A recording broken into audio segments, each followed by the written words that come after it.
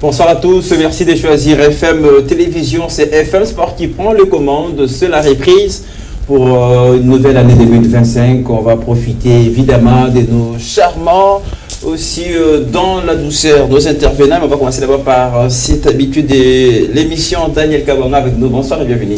Bonsoir Lionel et merci de cette invitation. Bonsoir également à tous les téléspectateurs. C'est vrai qu'on a jusqu'au 31 décembre pour se dire des choses gentiment et surtout se souhaiter le vœu le meilleur. Au nom de l'émission, nous vous présentons nos vœux le meilleur en tout cas. En tout cas, je vous le réciproque.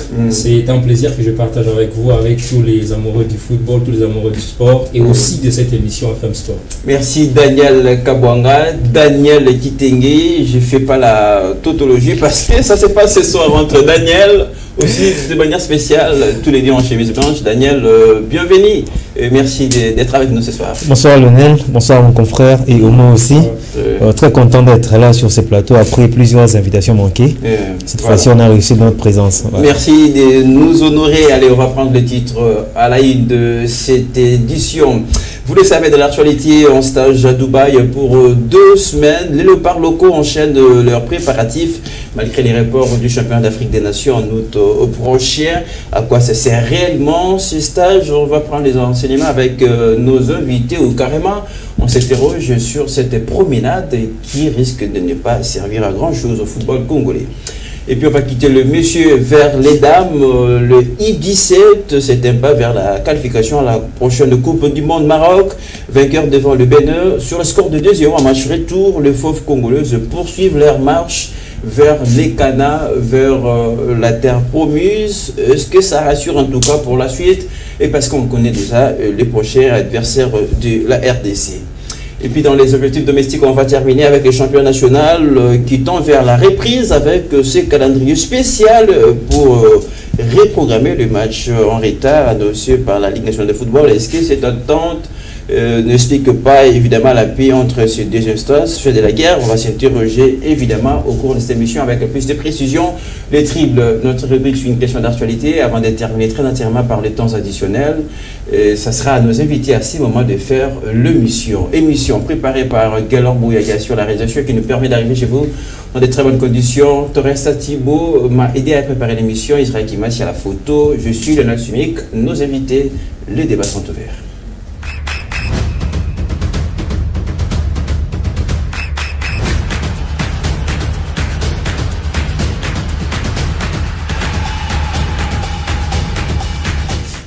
À Dubaï, depuis le samedi 18 janvier 2025 dernier, les léopards locaux sont à stage pour 2 semaines. J'en parlais au début de cette émission dans le cadre de la préparation du championnat d'Afrique des Nations qui malheureusement est reporté en août.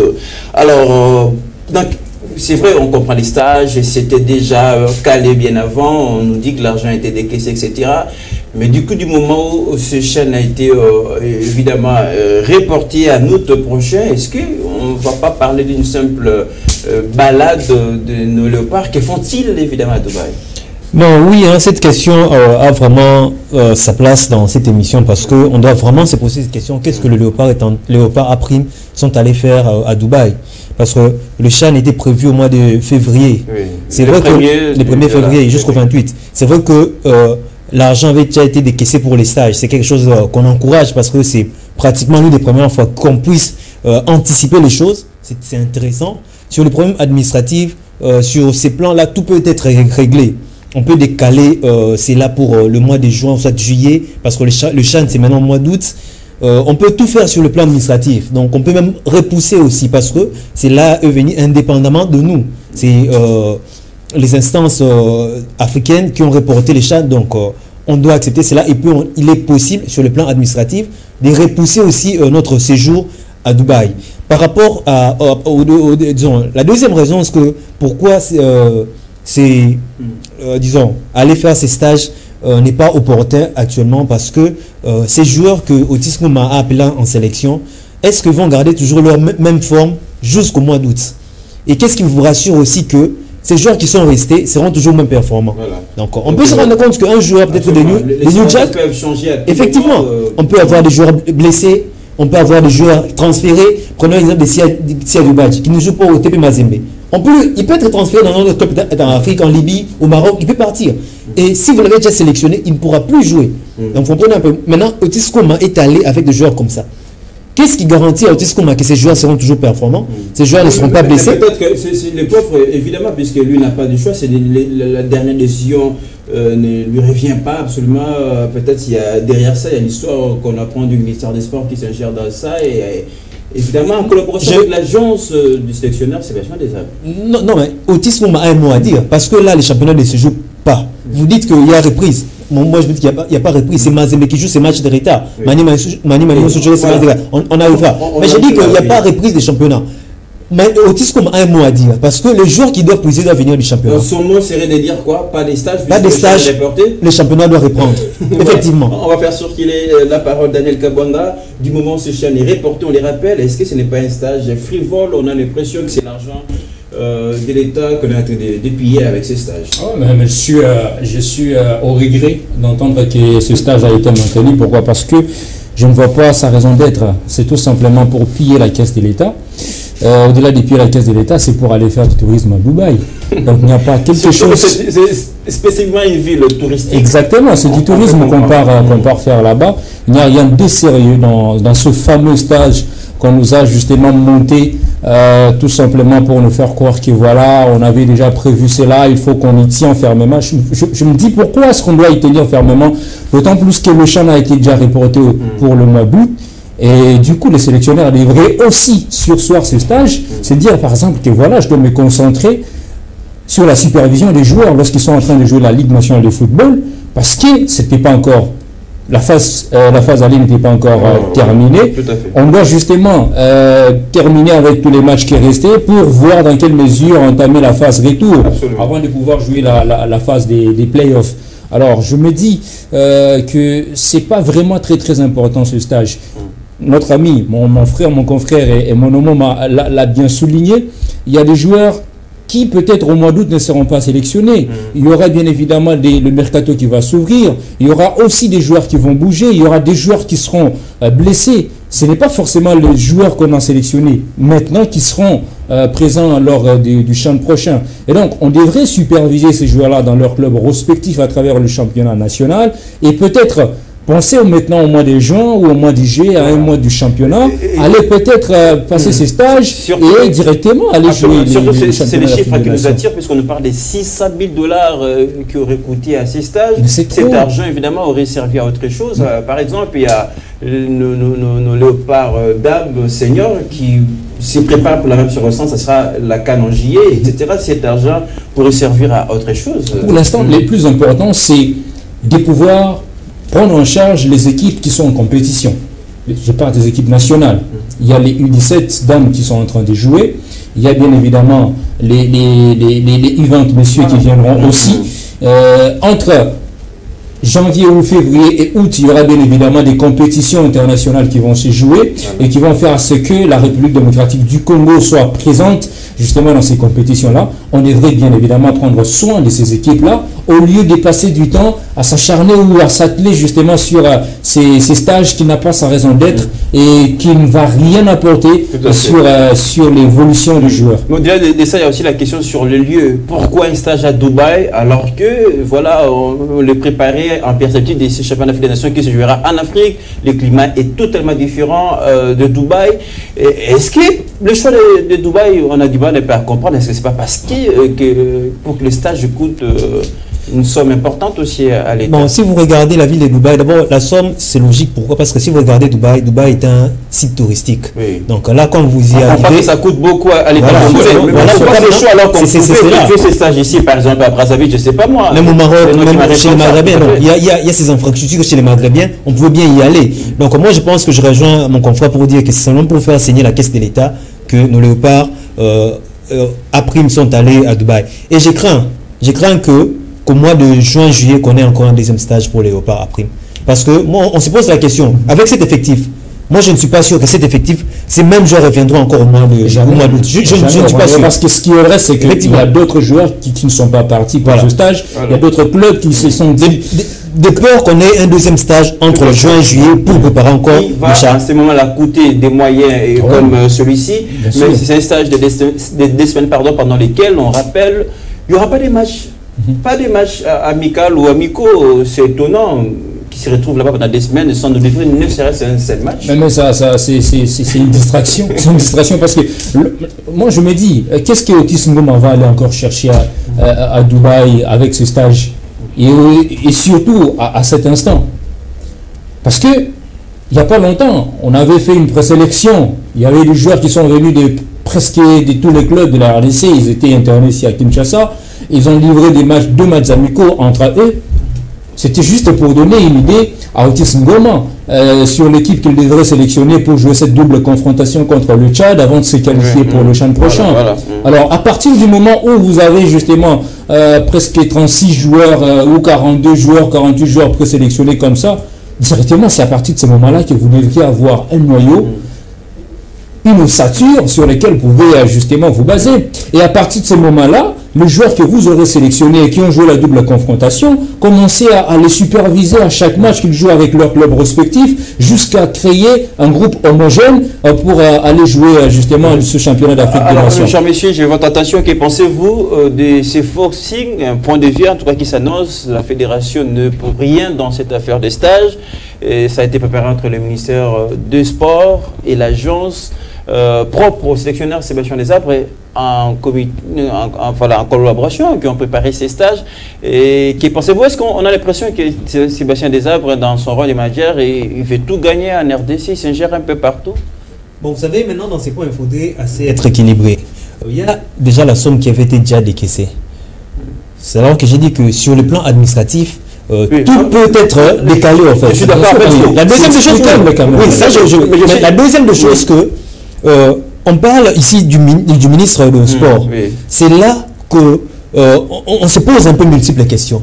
Il a des conseillers, il a vraiment toute une équipe autour de lui. Comment ne pouvez pas réfléchir? D'abord, il n'y a pas de matchs amicaux et vous partez là-bas pour faire quoi? Mais avant de vous poser cette question, est-ce que le ministère ne se retrouve pas aussi dans ces stages, disons clairement? Mais c'est ça, c'est la base, c'est ce qu'on dit. Ils peuvent faire quoi? Quand on se pose la question, on se rend compte qu'on peut du doigt le ministère du Sport. Mais oui, exactement. Ils sont allés signer la caisse de l'État. Il y a une magouille. Comment expliquer que ce stage a été approuvé par le ministère des Sports avec, vous avez parlé d'une agence. Dans quel pays au monde, dans quel pays sérieux on peut trouver une agence dont on ne sait pas les noms, collaborer avec le ministère des Sports pour un stage des léopards, alors qu'il y a la maison du football congolais. Mais l'agence n'est pas inconnue dans la mesure où on apprend que c'est l'agence propre au sélectionneur Sébastien Desabre. En fait, qu'est-ce que le sélectionneur Desabre a à faire avec l'équipe nationale CHAN? Les managers, c'est le rôle qu'il joue en même temps des managers. Il est non, mais ça lui donne pas. Il est manager pour superviser des joueurs. Il peut voir les joueurs, les talents qu'il y a. Et d'ailleurs, ce n'est pas à travers la sélection CHAN que Sébastien Desabre devrait jouer son rôle de manager. C'est à travers les clubs où jouent ces joueurs-là, parce qu'il a le rôle d'aller chercher ces joueurs-là pour aller étoffer son effectif avec la sélection A. Donc ce n'est pas au niveau du CHAN que Sébastien Desabre va dire que non, vous devez faire ceci, vous devez faire ça. Peut-être que sa mission-là passerait par ces stages, puisque ça devient le mois de mars pour les éliminatoires de la prochaine Coupe. Oui, mais sur le plan technique, je peux accepter, mais pas sur le plan administratif. Quand il faut débourser de l'argent, c'est pas à ce moment-là qu'il doit intervenir. Alors, non, monsieur, on va terminer. Je vais peut-être vous forcer à dire quelque chose. C'est quoi les positifs dans ces stages? Après tout ce qu'on a dit bien avant, Daniel, est-ce qu'on peut tirer les positifs après ces stages? Bon, déjà, la question de Sébastien Desabre, vous savez que c'est un manager qu'on aime bien. Il ne doit pas s'efforer dans certaines... Mais il est partout. Non, il ne doit pas s'efforer dans certaines... mais il est déjà... Pour que son nom puisse être... partout. Non, pour que son nom puisse être sali. Parce qu'on l'a respecté, il est en train de reconstruire l'équipe senior de Léopard. Ça, on respecte ce qu'il fait. Mais s'il commence à se mêler de certaines magouilles qui se passent au Congo, alors, son nom risque d'être très mal. Répondez à ma question. Le plan positif de ces stages. Non, le plan positif, c'est que la caisse de l'État va saigner. C'est ça le plan positif. Oui, parce qu'à part ça, je ne vois rien de positif. Vous savez, on est en train de perdre le temps. Les 2 semaines qu'on est en train de perdre, on pouvait jouer peut-être 4, 5, 6 matchs de championnat ici. Donc, on est en train de perdre le temps parce qu'il y a la Coupe du Congo qui arrive. Il y a d'autres compétitions qui sont en jeu. Oui. Donc, on est en train de perdre les temps comme ça, inutilement. Il faut quand même rappeler, en parlant de la caisse de l'État, cet argent déboursé pour ces stages, ça n'a rien à voir avec l'arrêt du championnat. Ce n'est pas l'argent qui a poussé à l'arrêt. C'est important de le rappeler. Oui. Les points positifs de ces stages. Il n'y a pas de points positifs. Il n'y en a pas. Que ce soit sur le plan technique ou je ne sais pas quel plan, il n'y en a pas. Voilà. Donc c'est tout simplement une distraction. Aller justement faire le tourisme à Dubaï et voilà, parce que quand on a passé beaucoup de temps ici au pays, et que c'est le début de l'année, il faut aller se rafraîchir à Dubaï, puis revenir, commencer encore voilà. Et pourtant, ce n'est pas ce qu'on a souhaité en termes de vœux pour le sport congolais en 2025. On a en tout cas souhaité le meilleur, pas ce genre de choses, pendant que eux profiteront de ces stages et à la ville touristique de Dubaï. Nous, on va continuer à observer tout ce qui va avec quand même ces stages pour essayer évidemment de tirer le meilleur de ce football congolais. Allez, on va se diriger vers les dames.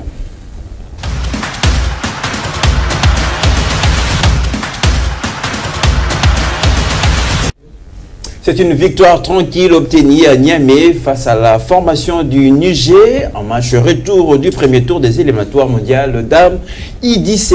La marche à Cana se poursuit pour le fauve congolaise vers la terre promise. C'est une qualification qu'on regarde dans l'image de ces deux matchs. Je me rappelle, il y a un match aller avec le même score à Kinshasa et le deuxième qui en tout cas confirme les choses. On peut dire que c'est une qualification méritée de la part des fauves congolaises. Ah oui, méritée, parce que voilà, ils font des copies propres sur les deux matchs. Ils n'encaissent pas des buts, que ce soit à Kinshasa ou du côté du Bénin.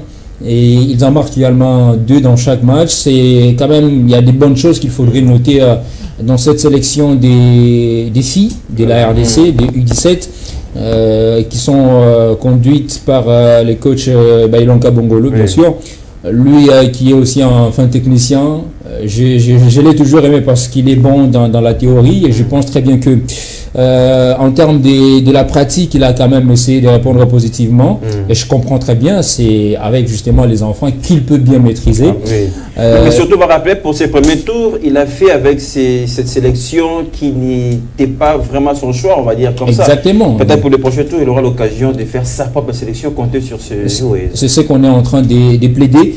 Pourquoi? Parce que bon, ce sont des joueuses qui sont venues par ici et par là. Et même si vous voyez les clubs dans lesquels elles ont été prises, vous sentez qu'il n'y a pas en tout cas une grande représentativité en termes des clubs qui jouent différents championnats ici en RDC. Mais après, l'essentiel étant déjà fait, on est passé au deuxième tour. Maintenant, il faut profiter de cette occasion pour faire les choses de la plus belle des manières et ne pas être surpris, justement, parce que là, on est presque à quelques mètres de la qualification de cette Coupe d'Afrique de Nations. Ça serait en tout cas une très très belle chose de voir les léopards de la RDC, que ce soit du côté dames ou messieurs, être présents dans tous les registres justement des compétitions de la Confédération africaine de football. Daniel Kitenge, avec vous, je voulais quand même qu'on aborde l'aspect du soutien.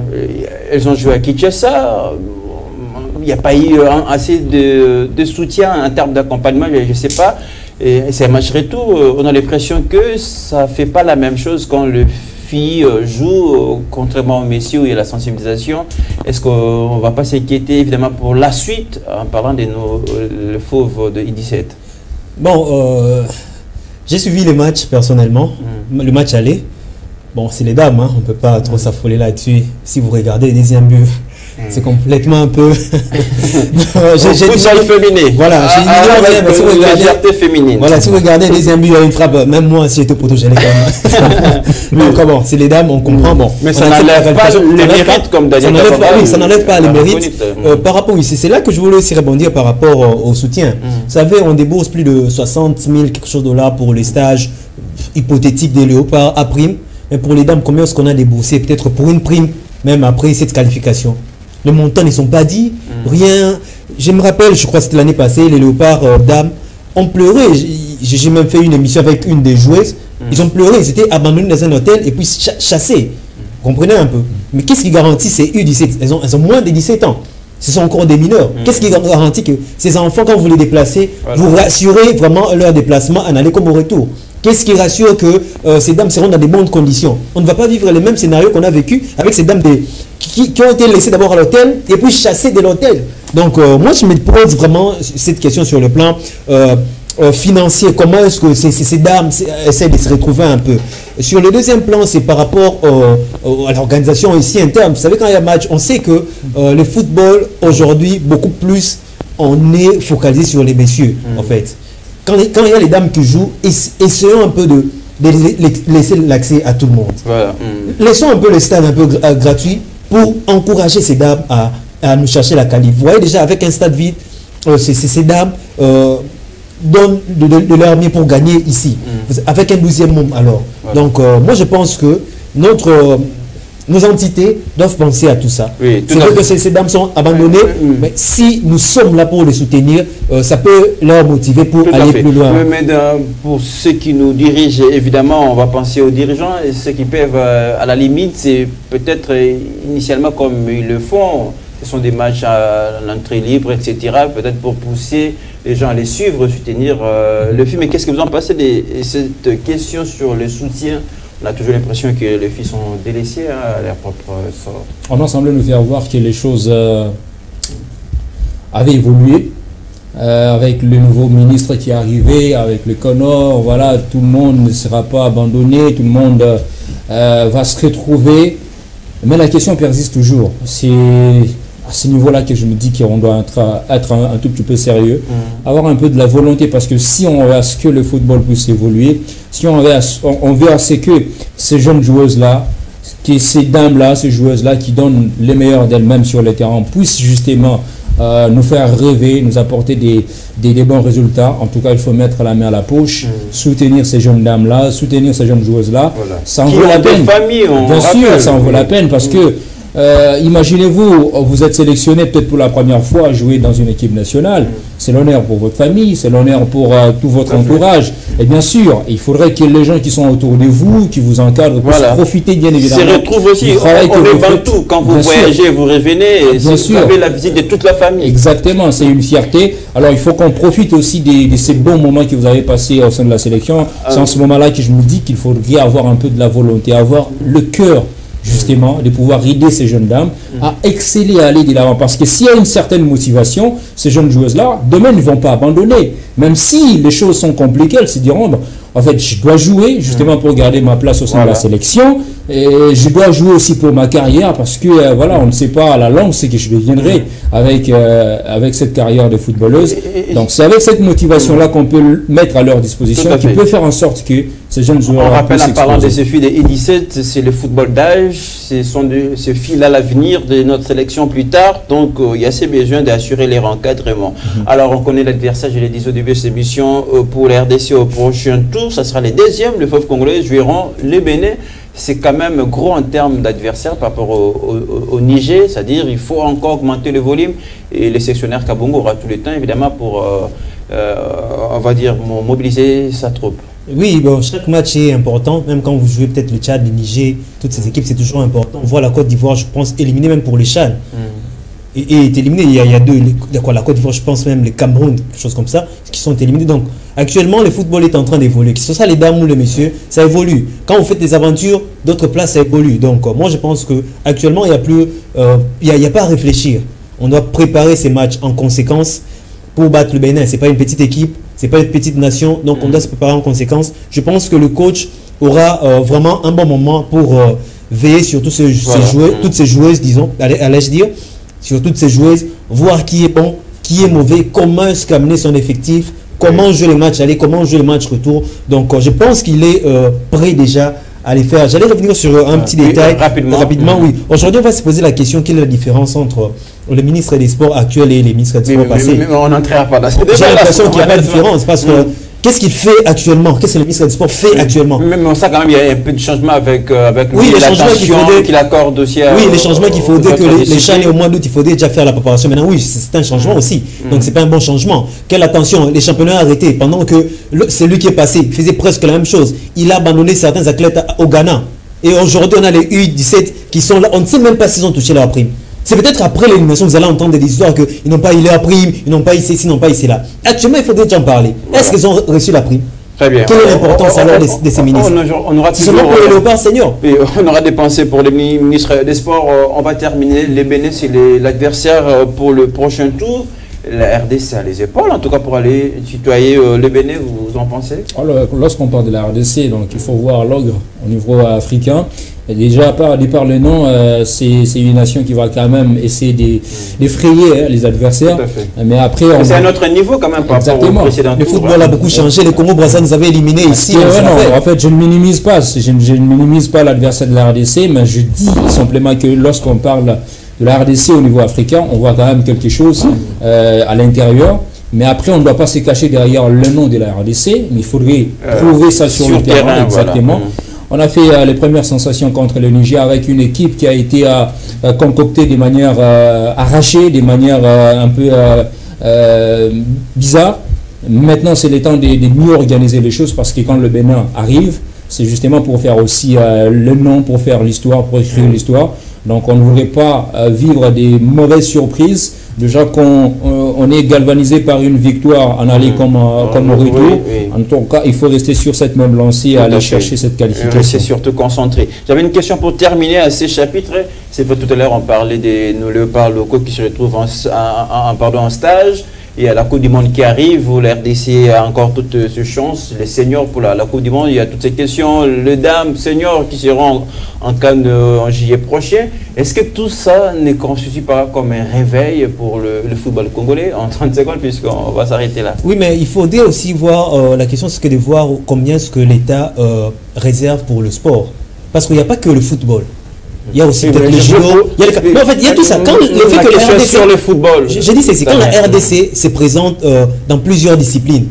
Prenons, vous avez parlé de football. Il y a les U17, il y a le U20, il y a les messieurs, il y a les chaînes qui arrivent. Mais il faut budgétiser tout ça. Mais quand il n'y a pas un bon budget prévu pour tout ça, vous risquerez d'avoir l'argent qui manque, à mon avis. Si l'argent manque. Oui, ou c'est la volonté de le faire pour toutes ces disciplines, peut-être c'est ça. Bon, peut-être on ira peut-être dans ce sens-là. Mais vous savez, le basket, le léopard basket ont été abandonnés en Égypte lors de leur dernière fenêtre. Vous l'avez dit, on ne va pas rester là. Ma question était sur les réveils qu'on a en train de constater avec le football, par exemple. Contrairement peut-être au championnat national où nos clubs ont été éliminés aux interclubs, on a l'impression qu'en sélection, ça va un peu mieux. Ça marche ensemble. Et les réveils et le moyen financier. Aujourd'hui, l'Arabie Saoudite, il y a les réveils, il y a aussi les moyens financiers. Mais si vous n'avez pas de moyens financiers, vous n'avez que les réveils. Vous n'irez nulle part. Alors, jusqu'où ce réveil va porter le football congolais en sélection? J'ai rappelé les différents grands rendez-vous de l'année. Il y a même la Coupe du Monde, peut-être on espère à la qualification 48 ans après. Et pensez-vous que c'est vraiment un réveil qui va nous amener quelque part, mais si quelque part jusqu'où, Daniel Kabama? Ce réveil peut nous amener un peu plus loin si on y associe un bon travail, on y associe une très bonne organisation, une très bonne préparation. Votre mot parlait des moyens aussi, hein, bien sûr, ça marche ensemble. Alors quand je parle de l'organisation, je vois ces moyens-là qui viennent, je vois sur le plan technique le travail qui doit se faire. Ça doit aussi s'accompagner, bien sûr, du bon travail qui doit faire toutes les parties prenantes, ministère des Sports, Fédération congolaise de football, staff, tous les staffs techniques de toutes ces équipes nationales-là. Alors, c'est quand même un point positif qu'il faudra rappeler, justement, pour le football congolais. Du côté des équipes nationales, mais après, il reste encore beaucoup de choses à faire, notamment avec le championnat national. Mais avec l'élan que nous avons déjà pris, je pense très bien qu'il n'y a pas moyen que nous puissions regresser ou reculer. Donc il faut, à partir du moment où nous nous sommes réveillés, prendre les choses en main, bien s'organiser, travailler durement justement pour qu'il y ait quand même des bons résultats dans chaque catégorie, dans chaque compétition que la RDC va participer. Merci Daniel pour vos conclusions. Voilà tout ce qu'on peut vous dire concernant nos U17 qui vont poursuivre cette marche vers Cana. On espère que la qualification sera nôtre pour continuer à évoquer ces réveils du football congolais. Allez, on va revenir ici au pays. Dans les objectifs domestiques, on va parler du championnat national.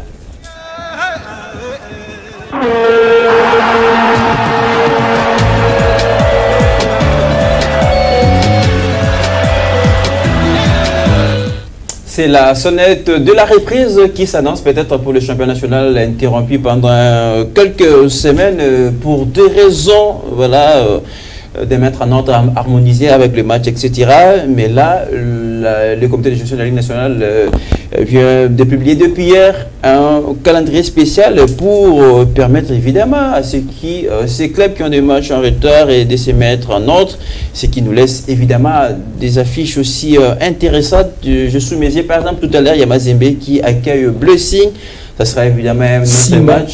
Simba, pardon, excusez-moi. Heureusement que vous étiez là aussi. Simba, ça sera aussi un match alléchant. Il y a par exemple dans ce calendrier spécial, il y a Magné Magnon qui jouera Ange Vert et qui va se déplacer de ce côté à Kinshasa pour jouer Ange Vert. Ça laisse quand même déjà des matchs intéressants. Mais là où je voulais vous amener, cher monsieur, cher Daniel, oui. Est-ce qu'on sait que c'est la FECOFA qui avait suspendu ces calendriers, qui annonçait déjà le début des phases retour du tour classique?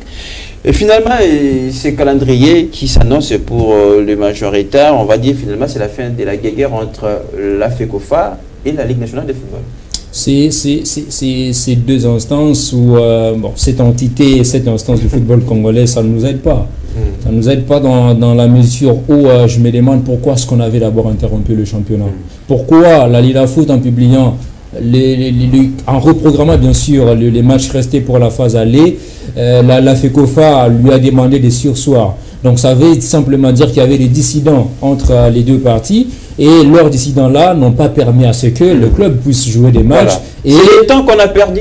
Exactement, on a perdu du temps. On a perdu du temps parce qu'on va prendre 2 semaines ou 3 semaines associées aux vacances justement des fins d'année qu'on a accordé à certains joueurs dans leurs clubs respectifs. On va prendre tous ces temps-là. Pratiquement, c'est 1 mois qu'on va justement perdre comme ça sans toutefois qu'il y ait... Est-ce que ce calendrier annoncé, publié par la Ligue Foot, annonce la fin de la guerre? Dans une certaine mesure, oui. Mais je me dis, est-ce que le championnat, la meilleure question à se poser, est-ce que le championnat va aller jusqu'à sa fin? Tout à fait. Est-ce qu'on va respecter justement la formule justement qu'on nous a présentée au début de la saison? C'est la question que moi je me pose, parce qu'à cet instant, on devrait déjà entamer la phase retour. Malheureusement, ce n'est pas le cas. On doit finir avec le match de la phase aller avant d'envisager une phase retour. Parce qu'après la phase retour, il y aura bien sûr la phase de play-off qui doit intervenir, mais ça va se jouer dans combien de temps? Avec le problème de transport aérien que nous avons ici en République démocratique du Congo. Est-ce que ça va aller jusqu'au bout? Ce sont des questions que moi je me pose. Et vu le temps qui nous reste, avec le CHAN qui s'annonce aussi au mois d'août, parce que avant le CHAN, les reports du bien CHAN, sûr, ça devrait profiter aussi à ce championnat. Parce qu'avant le CHAN, bien sûr, le championnat doit s'arrêter au mois de mai. Et au mois d'août, c'est censé, justement, on est censé reprendre avec la nouvelle saison, au mois d'août, déjà le 15 août. Mais, déjà au mois de mai, si on ne parvient pas à terminer le championnat, alors que le CHAN intervient au mois d'août, on sera peut-être contraint d'aller justement évoquer notre stage pour préparer ces joueurs-là qui seront peut-être en vacances. La question de la performance de nos joueurs à l'étranger, c'est ça aussi le problème. Les championnats. Donc, ce sont des questions que moi je me pose, et du coup, en regardant l'état matériel qui nous reste, je me dis que voilà, on ne va pas respecter la formule. Peut-être qu'on s'arrêtera à la phase aller directement. On part à la phase de play-off. Ce calendrier qui reprogramme le match, on va quand même les rappeler, c'est très serré. C'est ce qui rend aussi ce calendrier spécial. Peut-être ça a été conçu pour gagner en termes de temps. Pensez-vous les conflits, c'est du passé entre les deux instances?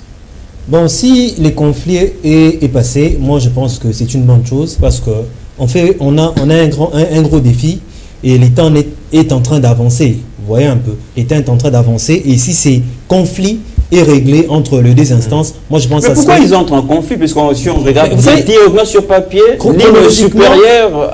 Chronologiquement, voilà. on doit être logique. C'est logique qu'on puisse d'abord suspendre le championnat, parce que à l'idée c'était qu'il y avait le CHAN.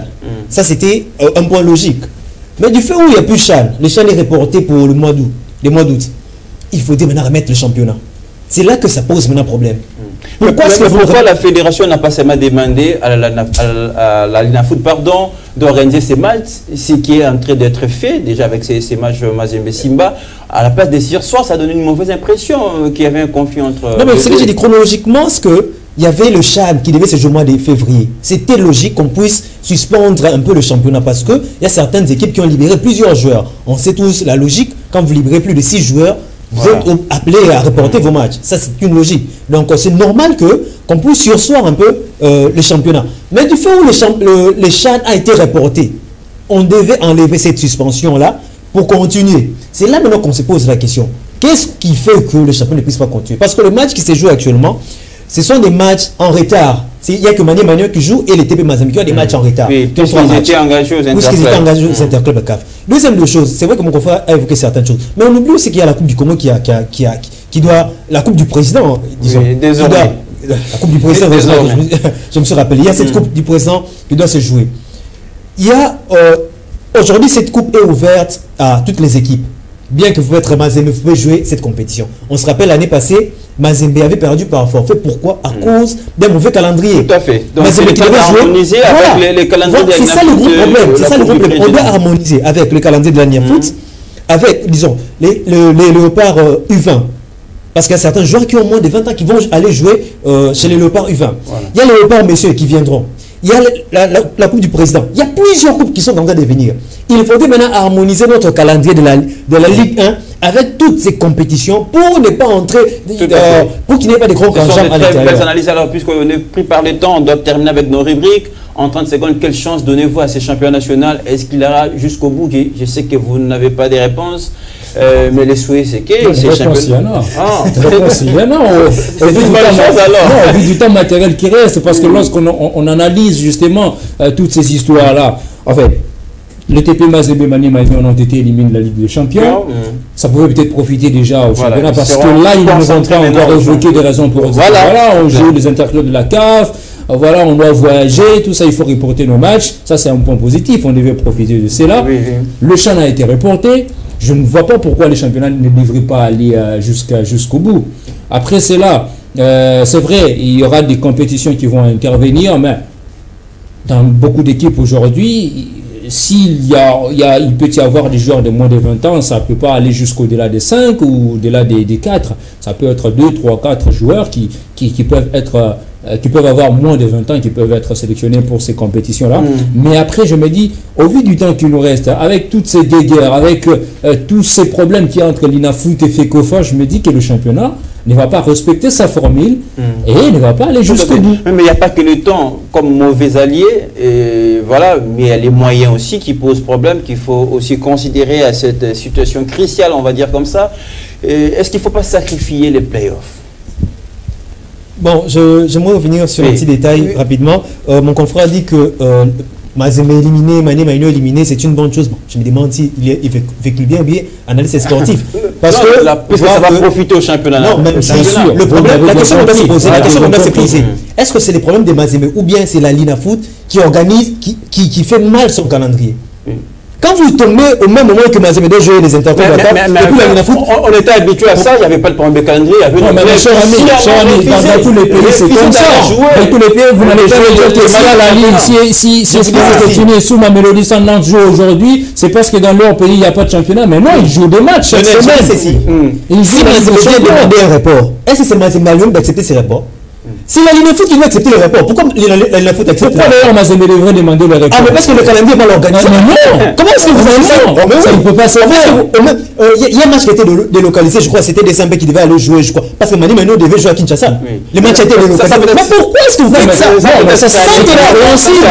J'ai dit, c'est sans tenir compte du calendrier, d'autres calendriers. Décembre ne joue pas les interclubs. Pourquoi est-ce qu'on a programmé les mêmes matchs, les mêmes jours? Décembre devait jouer au Stade des Martyrs. Mani Manuel devait jouer au Stade des Martyrs. Mais c'est la du calendrier de la CAF en même temps.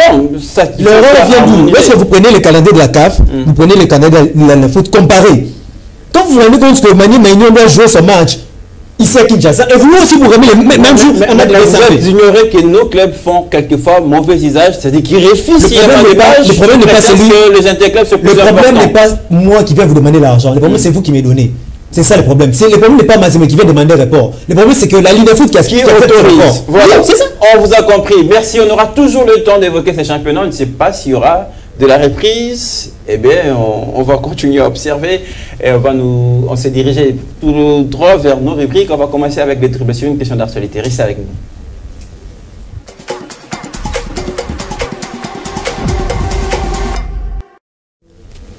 Le triple, c'est une question d'actualité. Lesquels de nos deux invités va tripler l'autre? Voilà, chers messieurs, la question pour vous. Maintenant que les choses se confirment pour des élections à la Fédération congolaise de football association, processus électoral déjà entamé. Quel idéal, on commence avec vous Daniel, quel idéal pour le prochain président de la Fédé? Je ne vais pas parler des personnes idéales parce que ça n'existe pas. Exactement. Pour on a moi, un peu exagéré un peu par l'émission, désolé. On a un peu exagéré, mais je pense très bien que cette fédération mérite mieux. Je sentis quand même un petit changement avec le Connor ces derniers temps parce que... bien sûr. C'est vrai que ça sort de vous. On n'avait jamais vécu de telles choses avec le football congolais. Alors, on va me dire, non, le championnat, toujours... Il faut dire que le championnat national a quelqu'un qui le dirige. Même si la Fédération congolaise de football peut intervenir en cas de problème, même si la Linafoot est une entité justement de la Fédération congolaise de football association, il faudra dire que la grande partie de l'organisation du championnat revient à la Ligue nationale de football. Même en parlant de cet aspect, le côté idéal de ces prochains présidents, rapidement, peut-être pour vous relancer, quels sont pour vous les critères de tout prochain président de la Fédération? Bon, les critères, moi je ne vais pas donner les critères, ça c'est vrai, les critères, nous allons justement les trouver, hein, parce que pour postuler, voilà, bien sûr certains critères, mais il faudrait répondre à ces critères-là. Au-delà de ça, il faut qu'il y ait quand même quelqu'un qui soit... Un ancien joueur, cette fois-ci? Pas forcément un ancien joueur. C'est là? Pas forcément un ancien joueur, parce que les anciens joueurs, vous avez vu l'exemple avec Samuel Eto'o, donc tout n'est pas parfait au niveau de la Fédération camerounaise de football. Il y a toujours des problèmes qui persistent de ces côtés-là. Pas forcément un ancien joueur pour diriger la On a même la nation avec Togba. Exactement, la FIFA. Mais quelqu'un de sportif. Quelqu'un de sportif, quelqu'un qui maîtrise les règles de jeu, quelqu'un qui maîtrise les lois du football, quelqu'un justement qui a un cœur pour le sport ou le football congolais. Donc c'est cette personne-là, c'est ce monsieur-là ou cette dame-là peut-être. Peut-être. Pourquoi pas aussi une dame comme présidente de la Fédé? Bien sûr, ces élections nous aider à propulser le football de là. Tout à fait. Ces élections qui autrefois étaient hypothétiques, là maintenant les choses sont claires, se dessinent. Et là on se dirige vers un tout prochain président de la fédération, savoir si les critères, puisque Daniel a interdit qu'on parle de l'homme idéal. Il n'existait pas de toute façon. Bon, il a mis en valeur le Connor, ça m'étonne que sur ce plateau, quelqu'un puisse mettre en valeur le Connor. Parce que le Connor, on a fait que... Peut-être le processus électoral, on est revenu à l'ancien système du championnat qu'on avait. Déjà, ces phases de groupe. Le Connor n'a rien amené de nouveau. Par rapport au processus, c'est d'abord une honte où il faudrait vous mettre des gens pour vous surveiller, pour que vous organisez très bien les élections. Je suivi même le président de la commission électorale qui appelle. On a l'impression qu'il n'y a pas assez de candidatures considérables. Il insistait, même si vous ne réunissez pas les critères, venez déposer votre candidature, on le verra après. Il y aura une commission qui va décider. Voilà, et dans ce genre de choses, mon confrère, disons... Alors, votre point de vue... Voilà, votre point de vue, j'ai mes arguments que je peux avancer. Il y a certaines choses qui sont universelles que tout le monde peut faire. Non, je peux vous donner mon sur blanc parce que je n'ai pas été subjectif en disant que voilà, tout a été bon. Il y a quelques avancées significatives. Voilà, il reconnaît quand même cet aspect-là. Si vous ne reconnaissez pas, en tout cas, il faut être un diable pour ne pas reconnaître. Cette élection, oui, le président, vous espérez quoi? Il y a des critères bien établis, mais seulement celui qui va examiner un très bon projet, très bien dessiné. Parce que c'est sur base d'un projet qu'on peut tout faire en fait. Quand celui qu'on vient par un nom, il s'appelle tel, on doit la mettre. Mais tant que vous n'avez pas beaucoup de noms, mais tant que vous n'avez pas un très bon projet bien assis sur table, moi je pense merci beaucoup. Alors, c'est à vous de départager nos invités. Vous avez nos coordonnées, notre page Facebook qui reste accessible jusqu'à la fin de l'émission. Allez, dirigeons-nous vers les temps additionnels. C'est à nos invités de faire l'émission.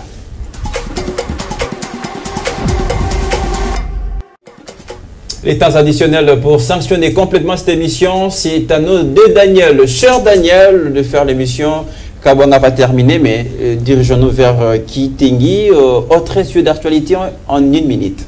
Autre sujet d'actualité. Martin Bakole qui n'arrive pas à combattre toujours parce que il est poids lourd et il n'y a pas d'adversaire. On aurait appris qu'il a trouvé un adversaire pour son Rien n'est encore combat. confirmé. Rien n'est encore confirmé. Ils sont dans les pourparlers. Ça fait peur. Donc, Absolument, c'est peut-être ça la raison. même si vous faites peur, il faut toujours combattre. Voilà. Donc, mais pour combattre, il faut qu'il y ait un adversaire qui accepte de combattre avec vous. il a reculé dans les classements de poids lourd. Pourquoi? Parce qu'il a moins combattu durant l'année passée. Voilà, donc il doit combattre. Mais c'est pas son problème s'il fait peur aux adversaires, excusez-moi.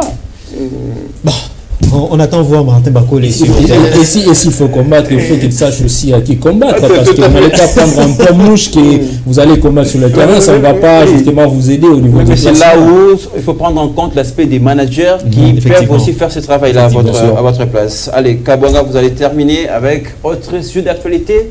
L'antenne vous appartient, vos temps additionnels, allez-y. Qualification assurée pour les Léopards seniors de la RDC à la Coupe d'Afrique des Nations. Tirage au sort, c'est 27 janvier 2025. Voilà, ça fait battre le cœur. Surtout, ça sera au Maroc. Ça sera au Maroc. Bien sûr, lorsqu'on se rappelle de cette petite guerre qu'il y avait eu lors de la CAN dernière, entre la sélection congolaise et la sélection marocaine, on s'est dit on va encore aller au Maroc. C'est l'une des choses qui a privé Chancel Bemba de continuer sur son aventure. Et puis cette guerre-là va continuer. Là, la RDC sera sur le sol marocain. Quel sera le sort de la RDC? Est-ce qu'on sera le bienvenu là-bas? C'est ça le problème, c'est ça la question. Mais après, on s'est dit, quand on est léopard, on est justement fait pour ces genres des situations. Il faut avoir des nerfs solides, un mental fort justement pour aller jouer ces genres de compétitions. Placé dans le chapeau 2, la RDC doit s'attendre quand même à un tirage qui ne sera pas peut-être clément. Pourquoi n'est pas tombé sur les Maroc déjà dès le premier tour? Comme ça, on va faire la guerre. Se débarrasse directement. Tout doucement. Mais là, vous nous parlez d'un événement qui aura lieu en fin d'année, ça sera en décembre. Donc, on a tout le temps de se préparer. C'est là que je voulais en venir. Tout à fait. On doit justement cueillir les temps à froid, commencer à se préparer. Moi, j'aurais voulu que le sélectionneur nous présente justement le plan du travail, parce qu'on est déjà au début de l'année. Il y a des échéances qui arrivent. Ces agences de voyage. C'est ça aussi. Nous sommes dans les hivers, dans la distraction. Moi, j'aurais voulu qu'on nous présente le plan du travail de la sélection nationale. Comment on va travailler avec les échéances qui vont venir, comment on va se préparer. La Coupe du Monde qui s'est faite. Ainsi, on va permettre à tout le monde de savoir ce que la sélection justement va faire avant de pouvoir arriver à cette Coupe d'Afrique des Nations. Quelle émission riche entre les deux, Daniel. Merci de nous avoir bercé à travers vos analyses en toute douceur. Merci Daniel Kitengui. Je rappelle, c'était une première fois, un peu la dernière fois. Effectivement. C'est la petite. Peut-être aussi ailleurs. On va poursuivre ça. Merci à cet habitué, consultant permanent de l'émission, Daniel Kabouanga. Merci pour ces retours. Merci pour vos chemises, en tout cas. Ça a permis à éclairer nos auditeurs de partout. Ils nous ont suivis. Dédicace spéciale à Elohim Zileuka. C'est une fan de l'émission qui nous suit de temps en temps. Eh bien, aujourd'hui, nos pensées se dirigent vers vous, Elohim Zileuka. Merci de nous avoir suivis. Merci à toute l'équipe qui a rendu possible ces programmes. FM Sport s'arrête là pour ce soir. On revient le week-end avec le même plaisir.